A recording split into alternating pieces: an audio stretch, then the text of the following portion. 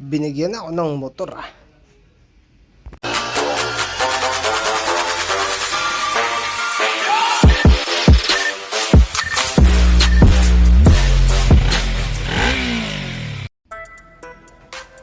So ito, may nagbigay sa akin ng motor. Oo, bigay. Binigay lang. Tawas sa akin na HD Expert.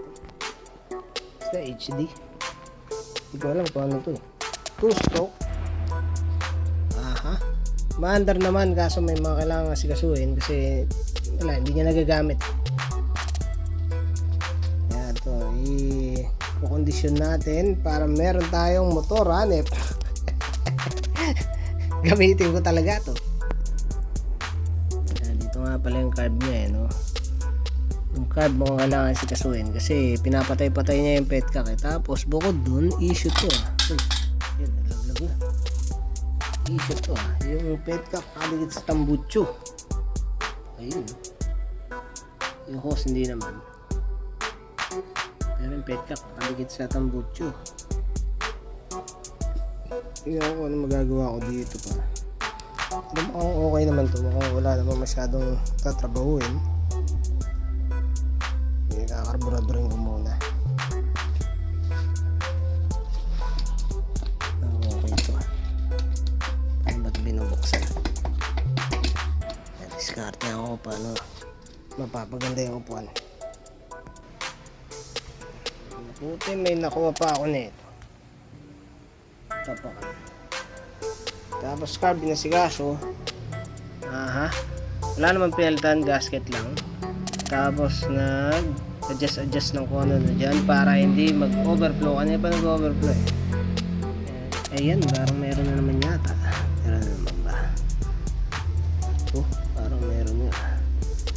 Ayun, meron na naman. Saan na naman siya? Ayun. Bumad ko siya nag-overflow. Parang may problema na itong yun o. Isip ko kung palitan ko na ng seat eh. Baka lumulusot sa seat eh. O kaya ito. Ito ba? Alam. Kaya mapakita ko yung setup ngayon. Ilang makulang.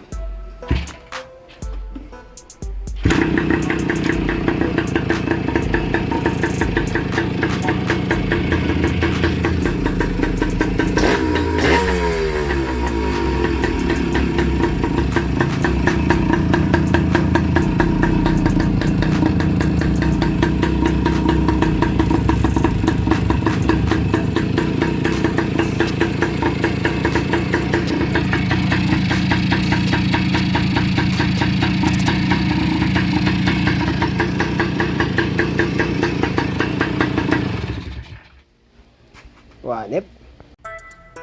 Petcock pelta ko na rin. Kaso may leak ang putik. Yan. Hihinangin ko pa. Ayun, nakita ko na kung bakit siya magpuproblema. Yung float valve. Ano na siya. Nakakurbang ganyan, no? Nakaganyan. Kaya pala kahit anong higpit ko, ayaw ng nag-overflow pa rin. Tapos, palitan ang gasket, no? Nireplace ko to kaso kailangan mo siyang tanggalan ng kasi may tube siya, yung vent tube. Vent niya na at the same time siya dun yung overflow. Vent talaga yun. Ito tong tube na to. Diretso siya dun. So pinutol ko yun. Nabaraan ngayon yung vent ng gas. Dahil nabaraan yung vent ng gas, tuloy-tuloy ngayon siya dito sa main. Ganyan yung nangyari, pag nilagyan mo ng gas, dito naman tutulo sa main. Nawala yung leak dito naman tumulo. Ngayon, ginawa ko, nilagyan ko siya ng vent. Ayun. Lagyan ng vent. Ayan, okay na. Pangalan dyan ito, may gas to. Busit. Wala nang leak. Ayos. Tapos okay na to, pwede nang takpan. Palitan ko lang ng hose. Tapos yung gas tank Yung alangin namin.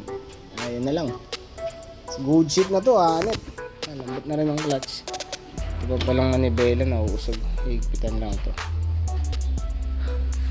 Ayos. Anit.